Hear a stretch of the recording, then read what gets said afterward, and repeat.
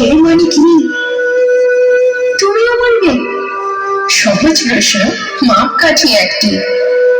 যে মেয়ে পেয়েছে অঙ্কে 100, যে ছেলে ভূগোলে সেরা, তারাই তো ভালো।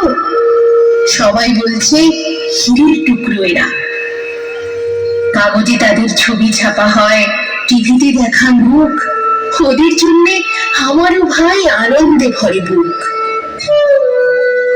তবু কেন জানো, তোমাকে বলছি, দেখে শুনে পাই ভয়।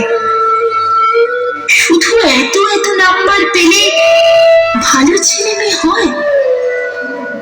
আচ্ছা ধরো না, যে মেয়ে পেয়েছে অঙ্কে অনেক কম, ওর গান শুনে মুগ্ধ সবাই, হাততালি হরদম।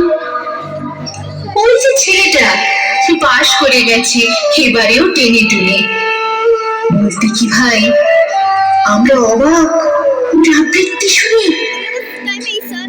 নাটকে ওর নেশা আছে খুব, পরের বিপদে ছোটে। পাড়ার তিন্নি বাংলায় নাকি 30 পেয়েছে মোটে, কিন্তু মেয়েটি খেলাধুলাতে 10 খানা গায়ে নামে। সত্যি বলি তো, তুমিও বলবে ওরা নয় কেউ দামি? চাই যে অনেক ইঞ্জিনিয়ার, চাই আরো ডাক্তার, পাশাপাশি চাই শিল্পী, খেলুড়ে, স্নেহময়ী সিস্টার। কম নম্বর পাওয়া ছেলেটাই কারিগর বলে আজ দেশটা গড়তে ওর হাতে দেখো কত দরকারি কাজ।